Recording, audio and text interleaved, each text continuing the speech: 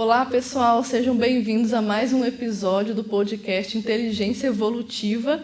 E hoje, nesse episódio, nós vamos falar sobre autodefesa energética.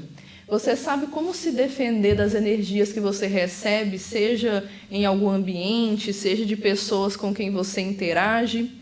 Eu vou debater sobre esse tema com o Igor Martins, que já escreveu um artigo sobre invexoprofilaxia para o Congresso de Inversão Existencial que a gente vai ter nesse ano, agora de 2025. O tema do congresso vai ser Singularidade Assistencial. E esse tema da invexoprofilaxia tem relação com a questão da autodefesa energética, uma vez que, quando a pessoa ela desenvolve essa capacidade de autodefesa energética, ela vai fazer uma profilaxia ali na vida humana dela. Mas a gente vai debater um pouco mais sobre isso depois da vinheta.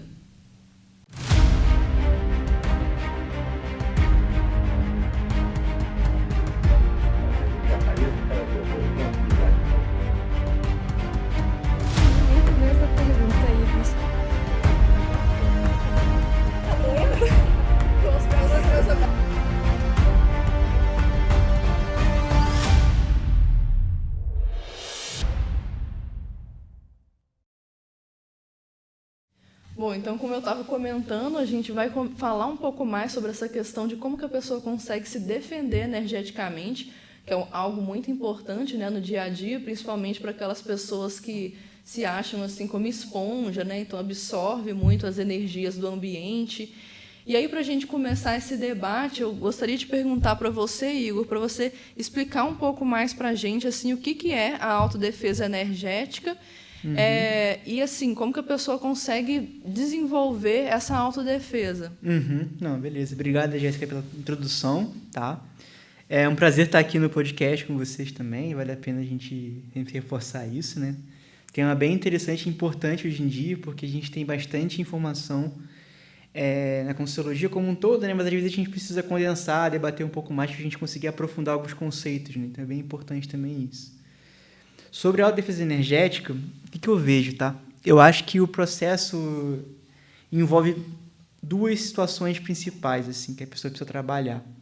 Primeiro, o conceito em si, né? A gente fala muito de autodefesa, mas a autodefesa energética não é necessariamente a pessoa ela ficar, às vezes, se defendendo dos outros, né? Ficando fechadona, montando uma série de situações para como se fosse se cercando em relação a alguma situação que ela queira, se sinta vulnerável, né? Não é bem isso, né? Mas sim um aspecto que a pessoa consegue se defender mais com as energias que ela tem, como ela se manifesta em termos de energia, né? E na Conscienciologia a gente estuda muito a questão do pensene, né? Da pensenidade da pessoa, né? Então ela pensa, sente as emoções, as energias dela lá e ela joga a energia para fora. Então a autodefesa energética ela acontece justamente na interação da pessoa com o meio que ela está. Então ela vai fazer uma profilaxia a partir da sua forma de pensar, a partir da sua maneira de ser, né? Então tem muita relação também com o que a gente fala de cosmoética na Conscienciologia também, da pessoa ser uma pessoa mais ética, né? Com seus pensamentos, com as suas formas de funcionar no dia a dia, suas decisões pessoais. Então é um elemento que envolve a consciência como um todo, né? A pessoa precisar utilizar uma série de atributos aí para ela conseguir desenvolver isso. Então tem essa abordagem que a gente pode falar, que é quando a pessoa ela tem essa questão mais intraconsciencial, consciencial dela, né? Então, tem pessoas que naturalmente se defendem em função dessa maneira de funcionar. E também o aspecto também da pessoa poder desenvolver isso, que vai envolver ela começar a ter experiências bioenergéticas. Então, ela precisa trabalhar as energias dela. A gente fala de algumas técnicas aí, eu acho que deve ter falado aqui no podcast também, algumas técnicas energéticas, né? Estado vibracional, MBE, né? Mobilização básica das energias.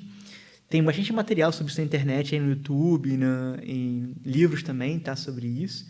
Então, a partir do momento que a pessoa começa a fazer algumas técnicas energéticas também, desenvolver as energias dela, ela começa a ter essas experiências energéticas e ela começa a perceber algumas possíveis intrusões ou mudanças do seu estado emocional ou psíquico, mental, né? Então, há umas mudanças que acontecem com ela a partir do momento que ela interage com algum ambiente. Às vezes o humor dela muda, às vezes ela vai com uma pessoa específica, ela interage, também sente aquela percepção diferente, né?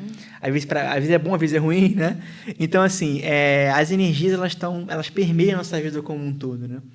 Então, eu diria que eu separaria em duas abordagens, tá? Uma abordagem, assim, mais da pessoa como consciência, e naturalmente ela vai pensar algumas coisas, sentir algumas coisas. Isso vai estar presente nas energias dela também. E o aspecto da pessoa experienciar, ter experimentos energéticos para ela começar a sutilizar mais as suas percepções. Isso vai ajudar muito ela a conseguir ficar lúcida na hora que tem uma interação e ver que aquilo está pegando com ela, mexeu com ela. Então, assim, para começar a nossa conversa, eu diria que são essas duas abordagens aí iniciais. Tá? Entendi. Mas como que você vê assim que a pessoa ela consegue identificar, por exemplo, se ela tem uma baixa autodefesa energética? Porque muitas vezes pode acontecer da pessoa nem perceber, né? Às vezes, por exemplo, sei lá, ela se sente mal, alguma coisa assim, mas ela não sabe que aquilo tem relação com as energias, que ela pode achar que tem, às vezes, a saúde não é tão boa, ou alguma coisa assim. Então, quais são os sinais que a pessoa pode identificar que ela que pode demonstrar, né, que ela não tem uma boa autodefesa energética? Sim, acho que o primeiro sinal que acontece muito, aí também a pessoa precisa fazer a sua pesquisa pessoal, né? Mas ela pode observar se ela muitas vezes segue muito o comportamento de acordo com o ambiente que ela vai.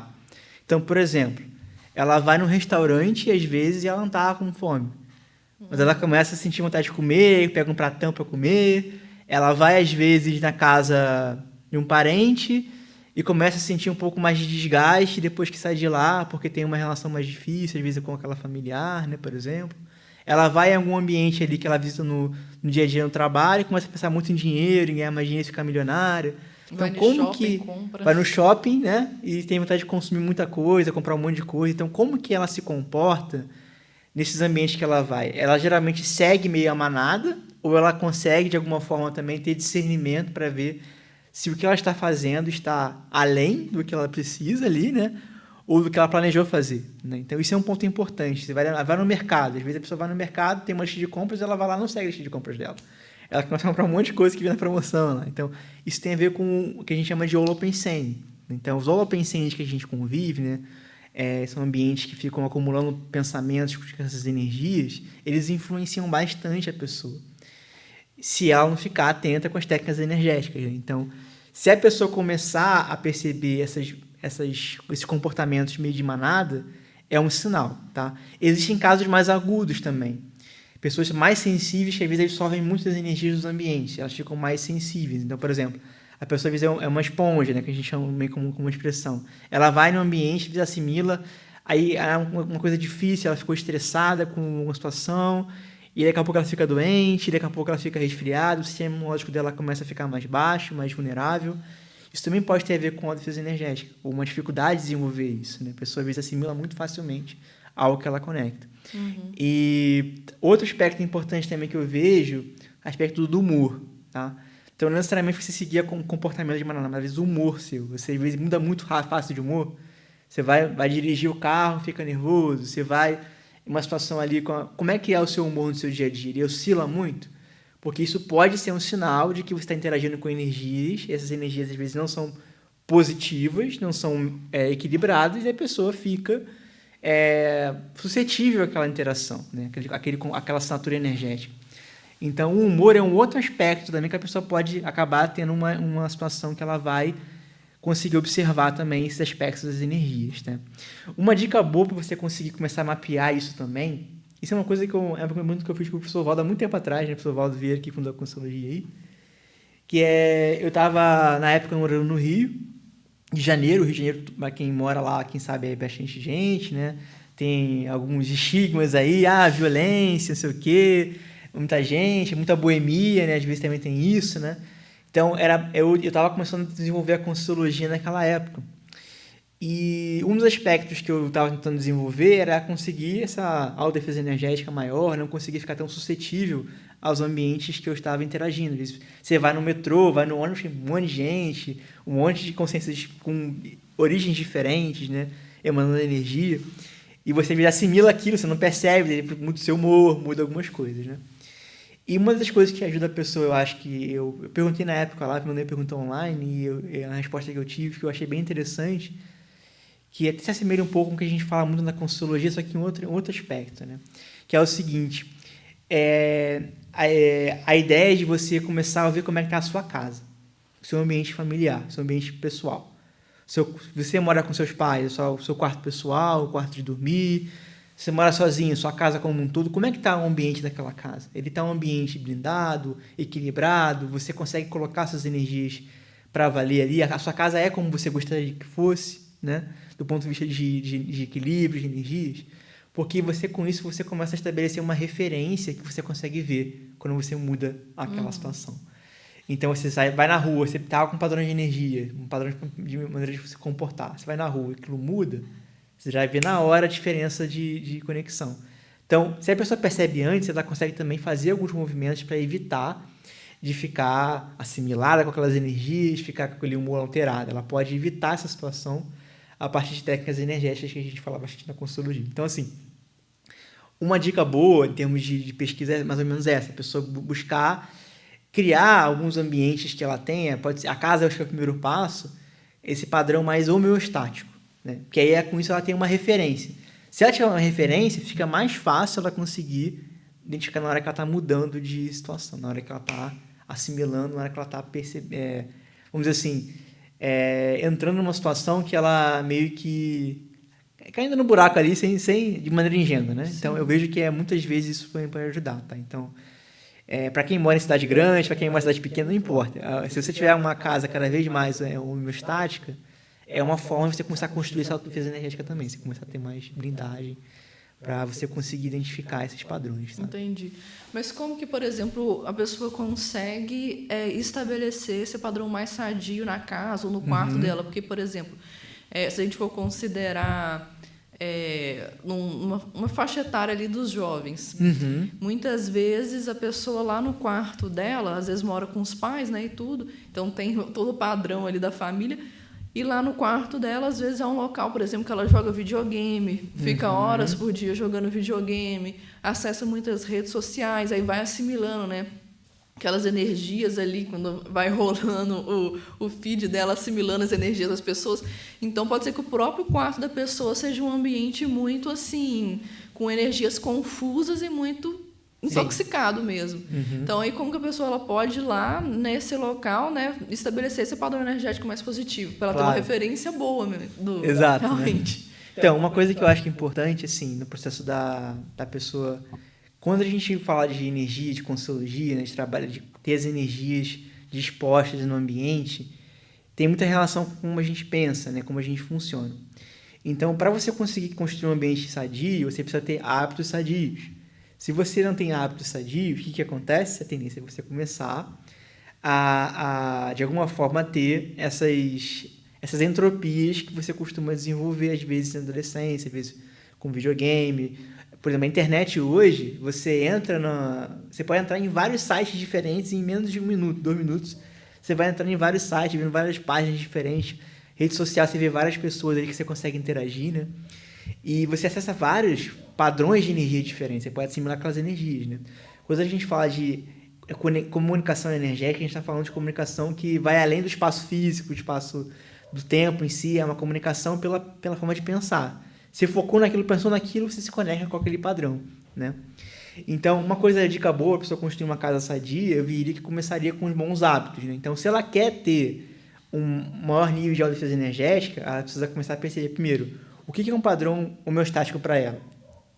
Porque às vezes ela pode jogar videogame, mas ela vê, cara, isso aqui tá me sentindo mal, às vezes eu preciso fazer uma outra coisa.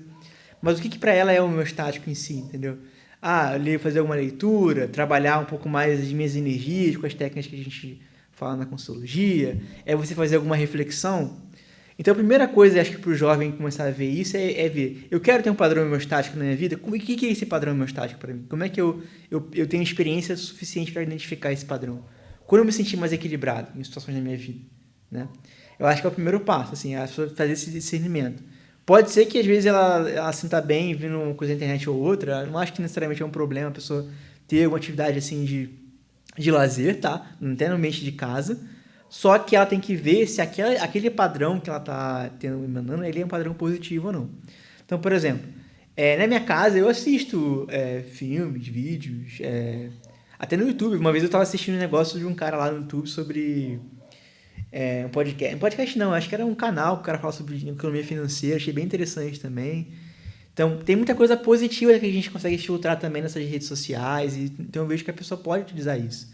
A questão é ela conseguir perceber quando ela está conseguindo se manter equilibrada, ou quando ela está entrando, às vezes, numa situação que está deixando ela mais equilibrada, ela percebendo as energias dela um pouquinho diferentes, entendeu?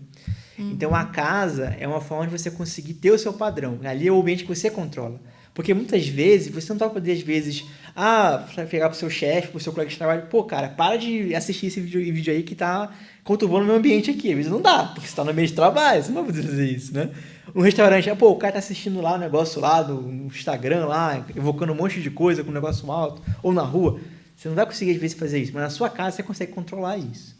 Então, se você consegue definir para você mesmo quais são esses padrões de equilíbrio, padrões de referência, a pessoa começa a construir um ambiente mais sólido para ela, né? Agora, isso exige disciplina, exige esforço da pessoa.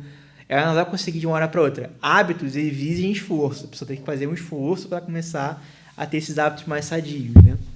Então, começa com as coisas básicas. O que eu considero como aspecto de saúde? Eu preciso tomar banho, né? Escovar os dentes todo dia, aquela coisa mais básica para criança e adolescente, né? Depois de um tempo, preciso fazer exercício físico, acho que é bom eu ler uma vez por dia um livro que eu tenho interesse em algum assunto, eu estudar para o processo lá da faculdade, do colégio, né? Eu, às vezes, cultivar boas amizades, às vezes na rede social você consegue conversar com uma pessoa que você tem uma boa afinidade, a conversa é boa, você tem ideias novas. Então, começa com esse aspecto mais básicos de saúde, que com o tempo você começa a perceber esse equilíbrio e ver aquilo que destoa, né? Agora, esse aspecto exige muito que a pessoa faça experiência, né? Ela precisa fazer essas experiências com ela, essas pesquisas pessoais, tá? Mas eu vejo que é por aí. Acho que não precisa também entrar num padrão de cobrança muito excessivo, da pessoa, eu preciso fazer tudo certinho agora, porque geralmente quando entra nesse padrão de cobrança também, a pessoa começa a se sentir mais culpada, ela começa a se sentir mal, e aí também entra num loop infinito ali de autoculpa, né? Então não adianta muita coisa. O negócio é você perceber, o que eu considero como aspecto de saúde? Tem que começar a trabalhar com isso.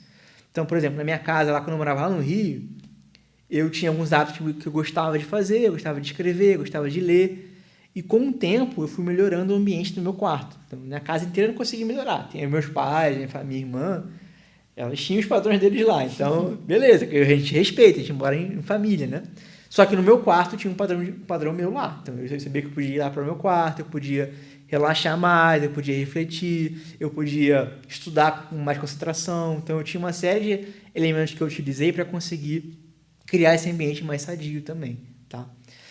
Então, eu vejo mais ou menos por aí, Jéssica. Eu acho que não tem muito segredo, assim, mas também tem muito esforço, né? A pessoa tem que fazer esforço para desenvolver isso. Sim.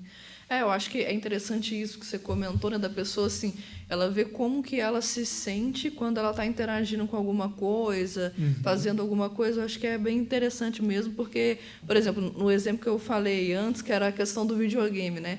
Muitas vezes a pessoa fala assim, eu jogo videogame para relaxar. Só que aí você vai ver a pessoa jogando videogame, ela tá lá xingando, ela tá estressadaça. Quer competir, quer ganhar. Super tensa, morrendo de raiva que ela não tá conseguindo passar de alguma fase, por exemplo.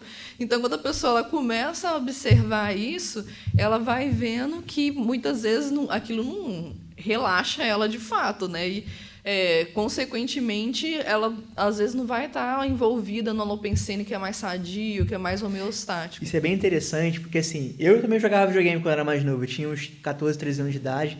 Teve uma ou duas vezes que eu virei uma noite com meu primo jogando videogame também, foi um negócio meio assim esquisito. Só que tem um ponto que eu comecei a perceber que é o seguinte, muitas vezes a multimídia, né, seja o videogame, às vezes uma música que você escuta, que você fica ali mais agitado, né, é uma forma de você anestesiar suas emoções. Então, você anestesia as emoções, transferindo aquela energia lá para aquele jogo, para aquela atividade que você está fazendo. E anestesiar as emoções, geralmente, te leva a um aspecto de alienação. Então, você fica menos lúcido para o que está acontecendo. Você fica menos antenado. Então, às vezes, a pessoa se sente mal com alguma coisa, energia, com alguma coisa, e ela vê, às vezes, no videogame uma forma dela conseguir parar de sentir aquilo. E, de fato, a coisa acontece. A pessoa não sente mais. Só que não quer dizer que aquilo não esteja ali. Ela só está anestesiada. Então, anestesia é o quê? Você vai lá, né, dá uma anestesia na pessoa para a pessoa fazer uma cirurgia, ela não sente mais aquele nervo durante um tempo. Mas não quer dizer que as ações cirúrgicas não estão acontecendo. Não está mexendo no seu corpo, não está mexendo nos aspectos neuronais.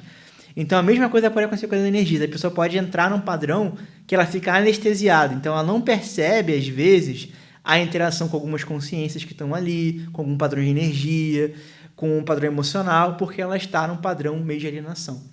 Então, é muito comum acontecer isso, às vezes, também. Eu percebi isso comigo também acontecendo.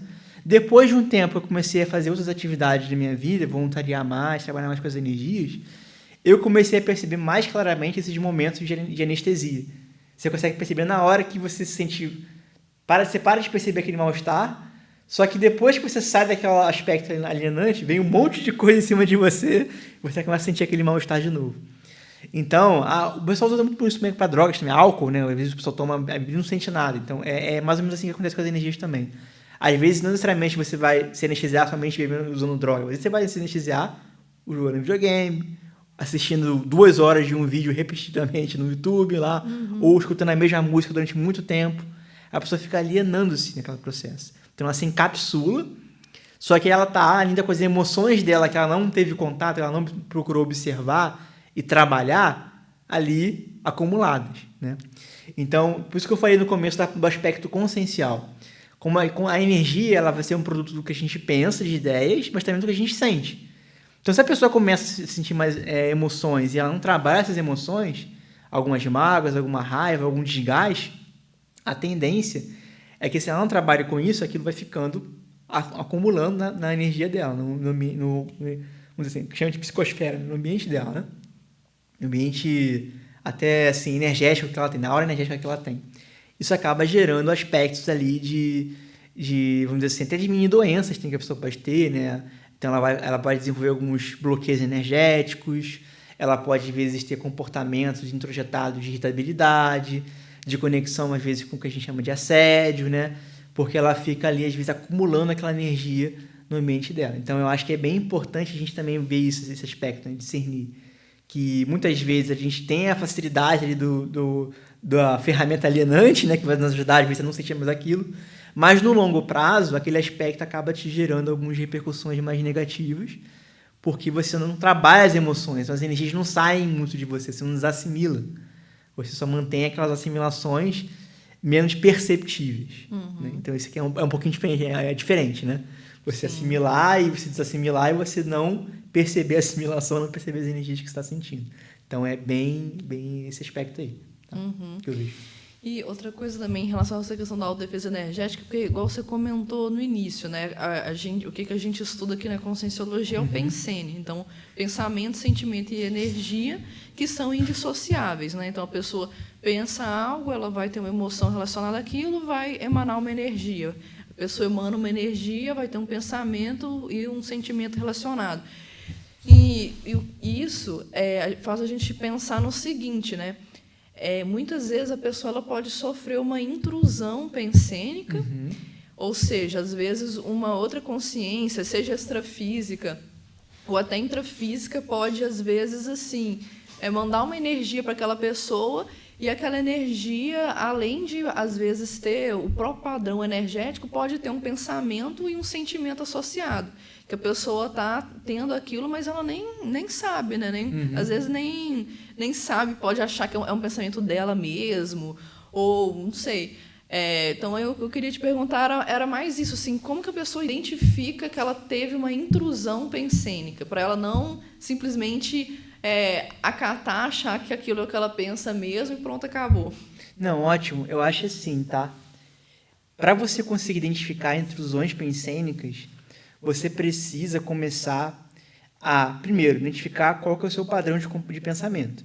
Então, é uma coisa, assim, bem no começo da autopesquisa que a gente fala, né? A pessoa anotar o que ela está pensando durante o dia, como que ela pensa. Porque, em geral, as intrusões pensênicas, elas são pontuais, elas são intrusões dependendo da circunstância que você está. Então, vai acontecer ali uma intrusão que foge do seu padrão. Então, você precisa se conhecer mais, você precisa conhecer como é que você funciona, como você pensa, o que você pensa daquelas pessoas. Se às vezes você está numa situação que às vezes você pensa mal de uma pessoa, mas em outros momentos você não pensava daquele jeito, então isso já muda um pouco o comportamento. Talvez haja o que a gente chama de boi na linha, né, no aspecto da intrusão, né?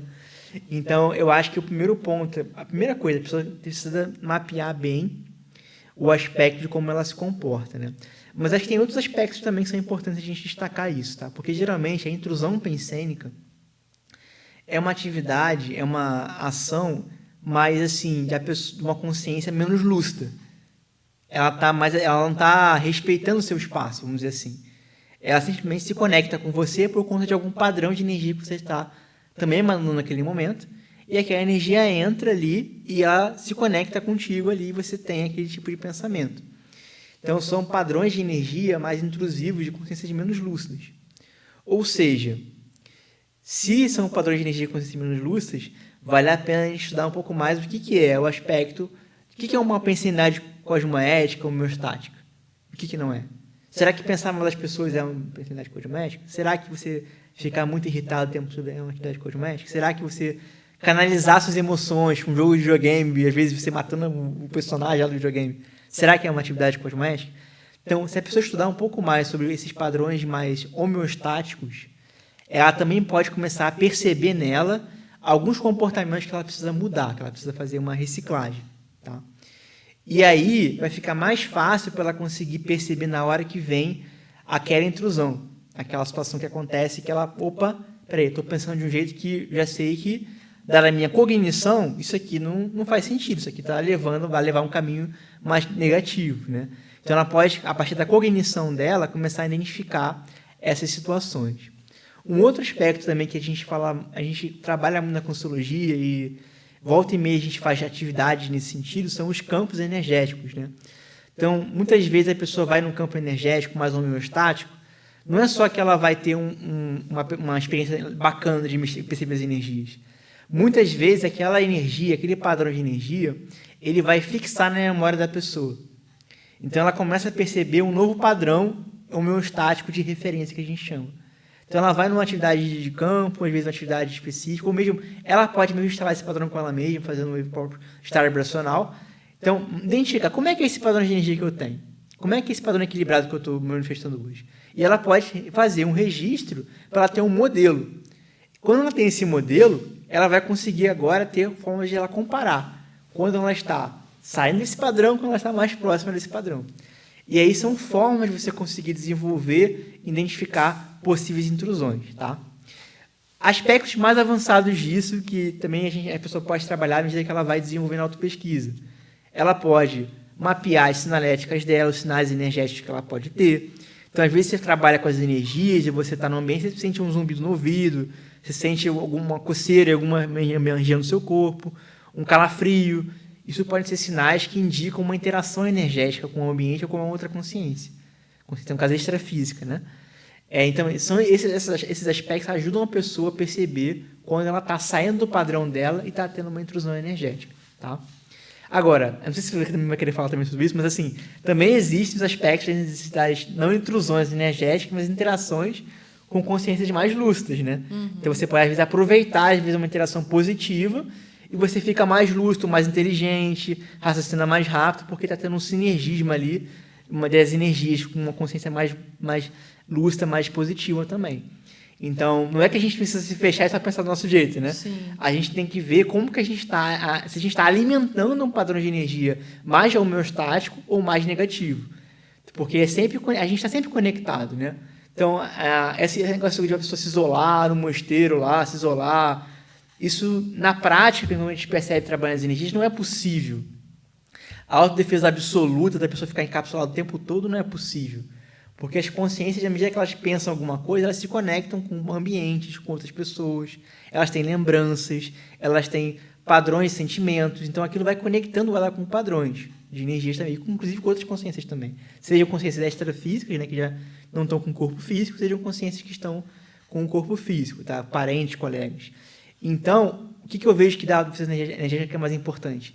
Não é a pessoa ficar tão mega focada ali em se fechar e se blindar e criar uma barreira, né? Aí você vai em algumas cidades antigas de medievais, assim, você vê, tinha uma barreira lá, cheia de coisa, que a cidade se fechar para evitar invasões, né? Não é fazer isso necessariamente, você precisa perceber com discernimento quais são os fluxos que você está alimentando. Está alimentando mais padrão de assistência, mais equilibrado, ou está alimentando mais padrão de intrusão? Uhum. Né? Eu acho que por aí ela começa a se conectar mais com essas situações. Então, eu vejo que é uma mudança de patamar que vai exigir esforço da pessoa, mas eu acho que ela pode começar com esse beabá que a gente falou, né? Ela trabalhar com a questão estudar os pensamentos dela, né? Trabalhar com o aspecto de identificar padrões homeostáticos em campos energéticos. São aspectos que vão ajudar a pessoa a desenvolver isso. Sim. E além assim das intrusões, que tem a possibilidade da intrusão pensênica, né? Que às vezes a consciência lá colocar alguma ideia, alguma emoção ou alguma energia ali naquela outra pessoa. E tem digamos, o contrário, assim, que é a vampirização energética. Que ela também tem relação com a pessoa, ela vai conseguir se defender disso através de técnicas de autodefesa energética, né? Então, você pode falar um pouco mais, assim, sobre como que acontece esse processo de vampirização e como que a pessoa pode se defender? A vampirização geralmente acontece quando a pessoa tem alguma consciência extrafísica, né? Que a gente já falou aqui um pouco, dessas interações multidimensionais, né? Ela vai ter um padrão que ela vai sugar essa energia. Isso é muito comum, às vezes, em situações, às vezes, de elementos, assim, algumas religiões fazem alguns movimentos de incorporação, né? Que tem consciências ali extrafísicas que sugam aquela energia daquela pessoa que está sendo incorporada. Então, ela é chupada de energia, né? Então, essas vampirizações, elas podem acontecer em diversas situações no seu dia a dia, muitas vezes geralmente está associada a pensamentos mais negativos, depressivos da pessoa, ela fica mais deprimida, ela tem às vezes um padrão pensênico de alienação, ela não consegue se perceber muito claramente do que está acontecendo com ela na interação com aquela consciência, mas são o que chamam de vampiros energéticos, né? Não somente consciências extrafísicas, tá? Também existem vampiros energéticos intrafísicos, né? Não sei se alguém já conhece, é uma pessoa às vezes que não consegue cuidar de uma planta, que às vezes a planta lá e morre, a pessoa suga energia. Ou você vai na casa da pessoa, ela começa a te sugar, ela fala um monte de coisa e você não consegue interagir sadiamente com aquela pessoa. Então são padrões assim. De fantasias sexuais. Fantasias sexuais, fantasias românticas que a pessoa pode ter, né? Então ela vai imaginando algum cenário, aquilo vai criando uma série de enredos na cabeça dela e ela acaba entrando num padrão de sugo de energia, de vampirização energética. É importante destacar que a pessoa que recebe esse tipo de vampirização, de algum modo, ela às vezes tem muita energia, né? Ela tá patrocinando algum momento de energia, mas ela está se conectando com algum padrão de vampirização também. Aí a pessoa pode ter, às vezes, sei lá, ela pensa muito assim, muito somente nela, ela é mais egocêntrica, ou ela é muito impulsiva com as coisas que ela faz, tá sempre pensando às vezes em, preciso comer alguma coisa, come muito, a pessoa meio, entendeu? Então, existem alguns padrões de energia, ou a pessoa é muito compulsiva em aspectos assim, às vezes, de hedonismo, né? Ou até mesmo sexual, ela fica muito pensando na vida naquilo. E muitas vezes esse padrão de energia que a pessoa acaba tendo, ele conecta ela com essas consciências que também têm essa sede de energia. Porque a vampirização energética acontece porque a consciência extrafísica ela não tem uma condição ali, vamos dizer assim, homeostática com o corpo, o veículo dela é extrafísico. Ela sente falta da energia mais densa, daquela comida que ela comia, da interação sexual, às vezes, da interação material, do dinheiro, às vezes da grama, da roupa que ela usava. Então ela sente falta daquelas coisas. E ela começa a buscar mecanismos energéticos, né, para conseguir vampirizar as pessoas e sentir, muitas vezes, o que aquela pessoa está sentindo também. Como que a pessoa ela pode se desenvolver para evitar esse tipo de situação? Eu vejo que ela precisa trabalhar cada vez mais as carências dela. Então, quanto menos carência afetiva ela tiver, carência energética, isso vai ajudar muito. Então, ela buscar conviver bem com as outras pessoas. Um outro aspecto importante também é a pessoa cada vez mais estabelecer com ela um padrão mais de assistencialidade, ela ser mais generosa no dia a dia, ela buscar ajudar as pessoas, ela mudar um pouco esse padrão mais egocêntrico de intencionalidade, sabe? E um outro aspecto também que vai ajudar muito, e inclusive na lucidez dela, é justamente investir cada vez mais no trabalho com as energias, né? Por que eu estou falando do investimento no trabalho com as energias em conjunto com outras características de temperamento? Porque aí só trabalhar energia, às vezes você vai acabar dominando a energia, você evita que tenha essa vampirização energética, só que às vezes a sua energia também não está muito positiva ainda. Você pode estar neutro, você pode estar evitando que entre energia negativa, né, na vampirização, mas você também não consegue interagir com uma consciência mais lúcida, por exemplo. Uma pessoa também ela pode estar auto-intoxicada. Ou auto-intoxicada. Então ela vai ficar num padrão ali com ela mesma, que ela se fecha, mas o conteúdo consciencial, o conteúdo da forma de pensar, ele não está mudando. Então, para você desenvolver a autodefesa energética, é necessário que você consiga desenvolver também esse aspecto do conteúdo consciencial, né? Superar ali os egocentrismos, superar ali as impulsividades, né? Buscar ser mais generoso, assistencial. Isso ajuda muito a pessoa a sair dessas situações. Porque hoje em dia, gente, o que tem de estímulo para a pessoa entrar em padrões de vampirização é um monte, né? Você vai na Netflix, lá você vê um monte de coisa. Você vai no YouTube, vê algumas coisas.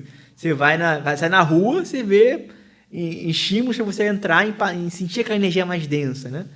Então, muitas vezes a pessoa precisa entrar, ela precisa mudar um pouco a forma como ela interage com o meio também, para ela conseguir sair dessas situações de vampirização energética, né? Agora, existem vampirizações mais sutis, que a pessoa às vezes pode ter, mas ela consegue às vezes sair bem naquela situação. E existem vampirismos energéticos mais densos, né? A pessoa pode ter ali um contato mais intenso com a consciência, seja às vezes no extrafísico ou no intrafísico, que ela já está com um padrão mais cronificado ali de pensanidade, forma de pensar, né? Então, para a pessoa cada vez mais se blindar em relação a isso, ela precisa cada vez mais mudar a forma dela pensar. Então, eu acho que esse é o principal ponto de virada, né? E como que ela vai perceber o momento que ela precisa mudar a forma de pensar? É justamente fazendo esses experimentos energéticos. Ela vai ver, peraí, isso aqui tá esquisito aí, preciso mudar, preciso melhorar, Não, a minha intenção não está muito positiva ainda aqui, eu preciso mudar. Eu tô pensando muito em mim mesmo, querendo muito para mim às vezes, né? Me beneficiar de alguma coisa, né? É muito comum isso, a pessoa quer muita coisa para ela e ela vai lá, usa os outros, ou só pede coisa para ela não está olhando para o externo, né? Então ela fica mais fechada. Isso também não adianta. Então não adianta você ter uma performance energética muito boa se você não qualifica a sua forma de se comportar também no seu dia a dia. Isso é um aspecto bem sério para evitar o vampirismo energético também. Tá? E como que a pessoa, ela vai saber, por exemplo, se um local que ela está indo, um ambiente, ele é positivo para ela interagir ou não? Porque, às vezes, a gente pode ir por alguns locais, né, e ter certos priorismos. Por exemplo, achar que sempre um local com determinada temática significa que vai ser um local absorvedor, que vai ser um local de energias negativas, e nem sempre. E também o contrário. Às vezes, a pessoa pode pensar... tal local sempre vai ser positivo e não é, né? Por exemplo, a pessoa pode ir numa biblioteca que muitas vezes é muito positiva, porque tem muitos livros de conhecimento lá no local, mas às vezes ela pode ir numa biblioteca que às vezes o padrão dos livros que estão lá são padrões mais negativos, temáticas mais pesadas, que o ambiente não vai ser tão positivo, né? E o contrário, né? Eu lembro, por exemplo, da experiência até que a gente estava viajando agora, né, no curso Prática da Cosmovisão da Invex, e eu lembro quando a gente foi lá na cidade de Bruges, né, que é uma cidade medieval, uma cidade assim muito antiga, e aí tinha lá no início lá do passeio que a gente começou, tinha o beguinário, que é o local que mulheres beguinas há muito tempo atrás, lá na Idade Média, viveram, moravam, elas tinham uma certa vida assim semi-religiosa naquela época e tudo. E aí muitas vezes a gente pode pensar assim, religião necessariamente é algo que vai ser mais pesado e tudo. E aí o que a gente percebeu lá foi que tinha um padrão legal, assim, um padrão bacana, provavelmente pela questão assistencial, né, que elas exerciam lá naquela época. Mas aí o que você acha, assim, como que a pessoa consegue fazer essa identificação? Olha, eu acho que você meio que já respondeu a pergunta no início. Você falou assim, dos apriorismos, né? Então, eu acho que um dos aspectos que mais dificulta a pessoa a se fechar para a interação energética e, de fato, interagir com lucidez e não entrar de gaiato, né? Ficar ali, né, sem perceber as intrusões energéticas, são justamente esses apriorismos. Então, quanto mais a pessoa ela tem uma predisposição para interagir sadiamente com os ambientes, isso não quer dizer que os ambientes são positivos, tá? Mas a interação dela vai ser sadia. Mais ela vai evitar, às vezes, vamos dizer assim, de cair de quatro ali naquela situação. E uma das coisas que mais evita isso também é justamente os apriorismos. A pessoa evitar os apriorismos dela. Seja com uma pessoa que ela está interagindo no dia a dia, porque às vezes também a gente tem apriorismo em relação a outras pessoas também que a gente convive, né? Seja com o ambiente que você vai viajar, o local que você visitou, né? A gente comentou o caso de Bruges. Tem vários lugares que a gente visitou lá, né, que são interessantes a gente ver essa discrepância, a energia que está boa, a energia que está negativa. Pô, um lugar aqui parecia negativo, mas não é. mas é justamente porque você está disposto, aberto para interagir. Então, eu vejo que é você entrar nesse aspecto de não criar apriorismoses, tentar fazer uma certa experimentação de tábula rasa, cada vez mais no seu dia a dia, mas interagindo com sanidade, de maneira sadia. Ou seja, se eu estou aberto, eu não vou, vamos dizer assim, colocar uma apriorismose em relação àquele ambiente. Mas se eu começar a perceber que eu estou sendo vampirizado, eu tenho que, peraí, fazer o EV aqui, ou não estou dando conta de fazer o EV aqui, preciso saio para fazer minha recomposição energética. Se eu começar a perceber que o negócio está indo bem, está criando campo, vou continuar, vou entrar mais, vamos interagir mais. Então, acho que é mais esse discernimento de você conseguir interagir bem com as energias, e isso não quer dizer que as energias do ambiente sejam positivas, né? Uhum. É justamente quando a gente consegue interagir mais sadiamente, a gente consegue fazer o quê? A assistência.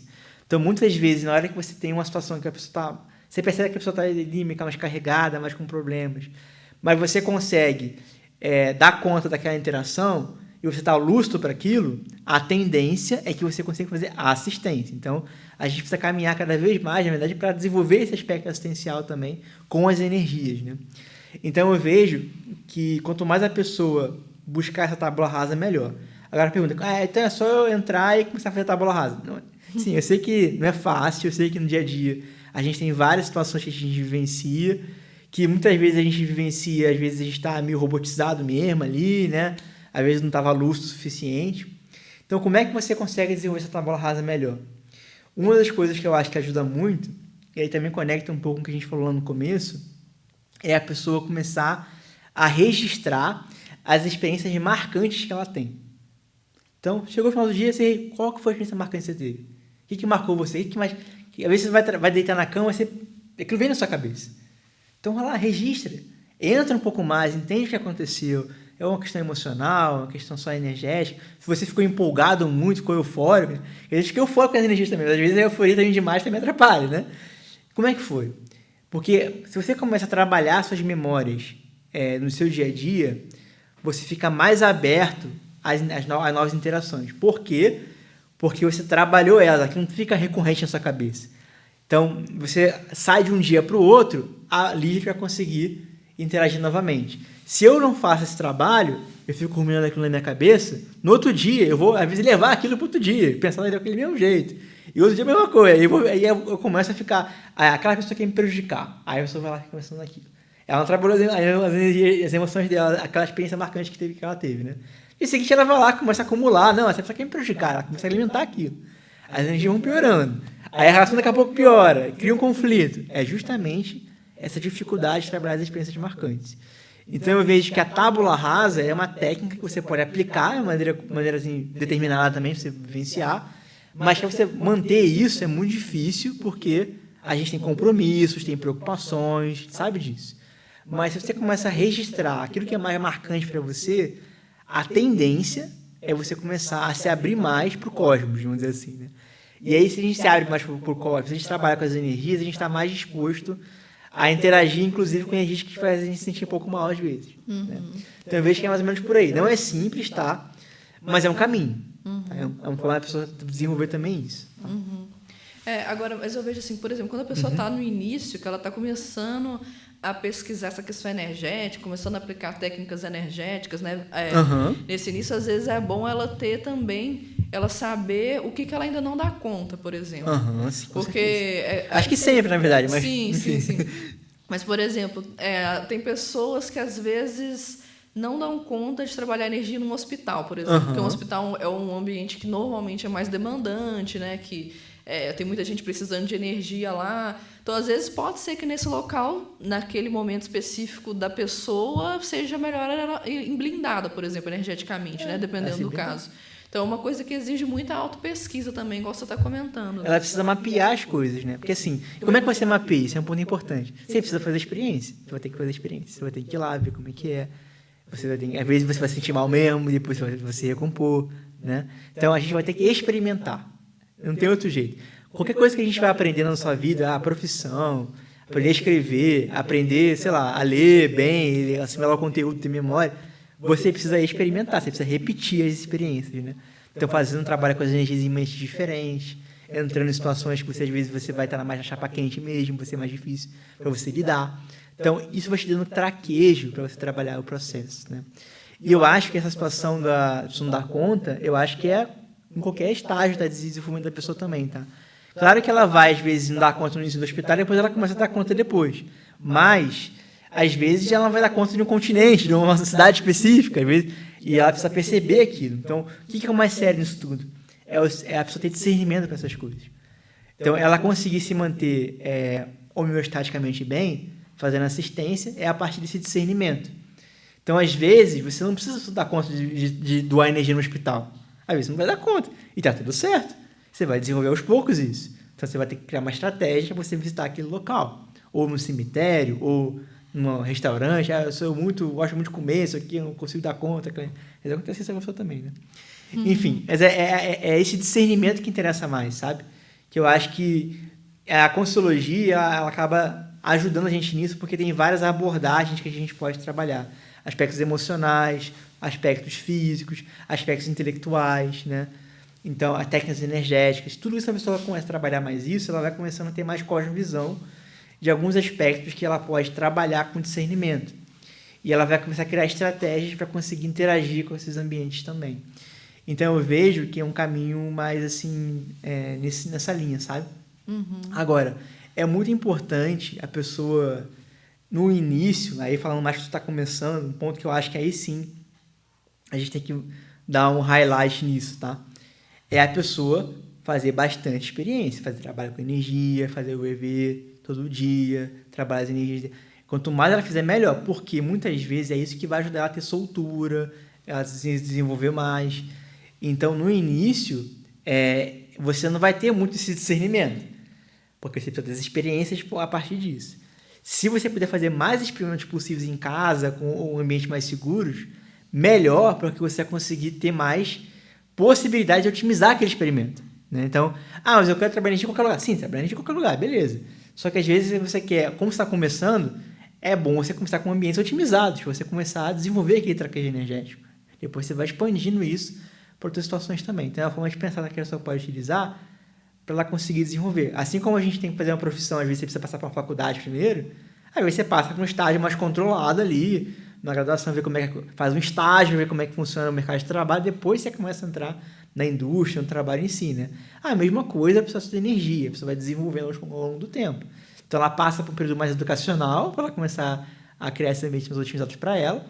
Depois ela vai, às vezes vai entrar, né, na linha de frente lá, fazer trabalho com energia de assédio, situações de entrar em ambientes mais complexos, porque isso ajuda a pessoa também a desenvolver esse traquejo, né? Então eu acho que esse que é o caminho. Então a gente tem que ter discernimento com relação ao emprego das energias, tá? Uhum. Então, agora a gente também tem algumas pessoas, né, que assistem a esse podcast que são de primeira vez, estão começando a Consciologia. Então, acho que uma coisa que é importante a gente falar é sobre realmente as técnicas energéticas, né, que a pessoa pode aplicar para ela poder ir desenvolvendo essa autodefesa. Se eu puder dar o exemplo, né, de uma técnica energética. Olha, eu acho que a pessoa tem que aplicar várias técnicas energéticas, tá? Eu acho que o ideal, quanto mais a pessoa tá no começo ali, quanto mais ela conseguir aplicar a técnica energética, melhor, tá? Tem a técnica clássica, padrão, que a gente tem lá no Sessão de Experimentos da Consciologia, né? Que é o circuito fechado das energias, né? Então, a pessoa fazer o circuito fechado das energias, basicamente ela vai precisar... a descrição da técnica é basicamente o seguinte, ela fica em pé, né? Então, não é deitada na cama, a técnica original é em pé, ela vai focar as energias dela no alto da cabeça, com a vontade dela, e vai começar a perceber essa movimentação de energia por todo o seu corpo. Sem ficar pensando em luzinha descendo, subindo, que às vezes a Sem pessoa ficar imaginando. Imaginar. Perceber. Eu falei perceber, justamente isso. Não ficar imaginando, luzinha. Ela vai perceber as energias dela, fazer esse exercício, vai lá, perceber. E ela vai voltar com a energia para o alto da cabeça de novo, para fazer várias vezes esse movimento, esse círculo fechado, porque isso vai desbloqueando cada vez mais os nossos canais de energia, né? Então ela vai começando a ficar mais interativa com códigos. Chega um momento que ela consegue interagir mais sadiamente com códigos em si, quando ela vai circulando a energia, vai aumentando os fluxos de energia, vai aumentando a percepção dela, ela vai acelerando essa energia, que ela pode chegar no estado vibracional, que é como se ela estivesse acendendo, né? Ela acende as energias dela, então é um momento que ela interage mais sadiamente com o ambiente que ela está em volta também ali, com códigos em si. Então é uma técnica bem utilizada, tá? E eu acho que vale muito a pena a pessoa insistir nessa técnica no começo. Não só no começo, eu acho que para a vida inteira dela, tá? Porque é uma técnica que quanto mais a gente trabalha com mais detalhismo ali, você percebe algumas nuances que às vezes você não tinha percebido antes. Então, o circuito fechado das energias não é só a técnica para um iniciante, não acho isso, tá? Eu acho que é uma técnica que ajuda a pessoa a cada vez mais, vamos dizer assim, se assenhorar do energossoma, da energia dela, do energossoma que ela tem. O energossoma é o corpo energético, né? Então, ela vai se assenhorando mais disso, ela vai tomando conta daquilo. Isso vai ajudar ela a conseguir perceber quando tem alguma intrusão, quando tem uma interação mais positiva. Então, é uma técnica que é completa, porque você te obriga a ter concentração mental, foco, atenção, e você vai passando por toda a sua esfera energética para você conseguir desenvolver e mobilizar aquelas energias, né? Aí também tem outras técnicas importantes, que é esterilizar a energia, então você jogar energia no ambiente, em volta, focar sua atenção em volta, absorver as energias também, focar a atenção para puxar a energia do ambiente também.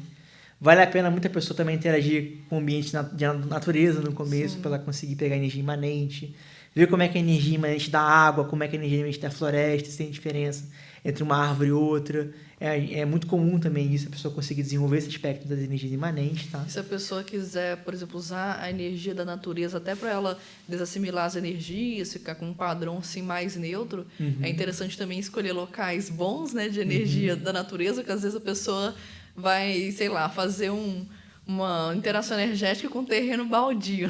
Normalmente não vai ser muito bom. Aí já é a carga da otimização que a gente falou, da otimização, né? Você tem que buscar ambientes mais otimizados. Pode acontecer dela ir no ambiente de natureza que também seja negativo, né? Sim. Pode acontecer, tá? Tô dizendo que não acontece. Mas essa estratégia no início é muito importante para você conseguir se permitir ter experiências com as energias, né? E você conseguir ficar lúcido nesse sentido. Mas eu acho também que vale a pena a pessoa buscar experimentar o máximo de técnicas possíveis, tá? Por quê? Porque ela vai, com isso, conhecendo mais o próprio energossoma. Ela vai vendo como o seu corpo energético funciona. Então, às vezes eu consigo instalar o EV sem precisar fazer circuito fechado. Circuito fechado é uma coisa, o EV é outra coisa. Eu posso instalar o EV sem precisar fazer circuito fechado. Até que eu estava falando anteriormente, né? Às vezes eu consigo... Outra técnica me ajuda mais a sair do corpo, por exemplo. Preciso fazer uma projeção, né? E sair para fora do corpo. Então, assim, ou mesmo instalar campo energético, falar um pouco de campo energético aqui também, né? Então, quanto mais ela fazer experimentações com técnicas diversas, mais ela vai conhecer mais o próprio corpo energético. E isso ajuda muito ela a conseguir, vamos dizer assim, com a própria vontade dela, instalar padrões de energia mais positivos também. Tá? Então, a minha recomendação começa com o circuito fechado, que realmente é a melhor, na minha visão, tá? É a melhor que tem, porque ela vai te ajudar muito a ter detalhes, perceber, trabalhar atributos mentais também, não só atributos energéticos, mas mentais, você ter foco, atenção, você não devanear. Mas eu acho que vale a pena também, depois disso, experimentar mais técnicas energéticas. A gente tem aqui na Consciologia várias ferramentas, né? Tem dinâmica, tem livros sobre isso, né? Enfim, para a pessoa buscar conhecer mais o próprio energossoma. Porque isso vai dar muita força para ela conseguir perceber na hora que peraí, isso aqui não é um padrão, aconteceu alguma coisa diferente. O que é isso aqui? É positivo, é negativo, tem uma intrusão, é o ambiente, é uma consciência extrafísica, é uma consciência, às vezes, é uma consciência intrafísica. O que está acontecendo comigo? É uma memória que eu acessei e evocou um padrão de energia diferente, porque eu lembrei de alguma coisa, evoquei aquilo. Então, ela vai começando a se assenhorar mais daquilo no dia a dia. Isso é muito importante, porque aí ela estabelece uma referência. E aí ela vai começar a perceber quando tem uma diferença e ela pode fazer algo a respeito, né? Ela pode cortar aquele padrão, ela pode intensificar aquele padrão de energia para ela conseguir se desenvolver. Então, eu vejo que é um caminho, tá? Então, encarar a vida como um laboratório também, buscar essas experimentações, principalmente otimizadas, tá? Para você conseguir se desenvolver no traquejo com as energias. Eu vejo que é mais ou menos por aí. Bacana. Igor, então, a gente está caminhando para o nosso final, né? Já? Passou rápido, mas foi. Acho que eu falo muito também. Então, aí eu queria mais assim, se você quer falar mais alguma coisa sobre esse assunto de autodefesa energética, complementar. Sim, eu acho que tem outros aspectos que são bacanas, a gente falou aqui da cosmoética, mas eu acho que vale a pena a pessoa pensar também assim, que a vida humana é uma vida energética. Então, a maneira como você leva a sua vida também, de alguma forma, ela impacta um pouco na sua capacidade de se defender energeticamente ou na sua incapacidade de se defender. Ou seja, o que eu quero dizer com isso? As suas decisões que você toma, decisões que você toma no seu dia a dia de profissão, de companhias, elas também vão otimizar ou prejudicar o seu desenvolvimento energético. Que é muito o que a gente fala da técnica da Invex também, né? Aqui na Invex. Então, o aspecto da pessoa tomar decisões cada vez mais lúcidas, ela ponderar sobre o que ela está fazendo na vida dela, se esse é o caminho que ela tem que seguir mesmo, não é? Também impacta diretamente no seu dia a dia, as suas intenções. Então, a pessoa vai começar, ela pode ter facilitadores para ela conseguir desenvolver essas energias, ou seja, se ela tem algumas escolhas, eu quero fazer uma profissão mais assistencial, às vezes, eu quero cultivar boas amizades, eu quero ir em ambientes mais homeostáticos, ela vai ter um desenvolvimento. Se ela não pensa nisso, acha que isso vai bancar pela própria vontade dela, não olha o todo do que ela está fazendo, ela até pode também chegar a desenvolver, mas vai ser mais difícil, né? Então, vale a pena a gente também ter uma visão panorâmica da nossa vida como um todo. Eu estou tomando decisões na minha vida e estou levando minha vida conforme as premissas bioenergéticas sadias ou não? Uhum. Eu alimento padrões de energia mais positivos ou não? Isso não se refere somente a hábitos, se refere também a decisões da pessoa, profissionais, de companhias, onde ela mora, tudo isso vai influenciar também no quanto que ela está conseguindo levar a vida da maneira mais homeostática ou uma vida um pouquinho mais, mais entrópica, né? Então, trazer a premissa da bioenergética, das energias para o seu dia a dia e as suas decisões de vida também pode ajudar você a conseguir se desenvolver cada vez mais nisso. Tá? Então, eu queria falar mais sobre isso porque eu acho que tem uma visão panorâmica também que eu acho importante a pessoa ter, principalmente no começo da vida dela, na juventude, ela consegue ter essa visão mais panorâmica do que ela está alimentando no seu dia a dia. Né? Para onde ela está indo? Ela está indo para uma situação mais positiva ou não? Então, acho que isso é bem importante. É uma das bases, né? Que a nossa vida ela é energética praticamente, exatamente. Né? Então, bom, pessoal, então agradecemos aí vocês acompanharem esse episódio, né? A gente vai deixar também alguns materiais na descrição, como por exemplo o verbete autodefesa energética do inversor, que fala um pouco mais sobre essa questão de como a pessoa que aplica a técnica da Invex consegue se autodefender energeticamente. E agradeço então aqui a presença do Igor e até o nosso próximo episódio do podcast.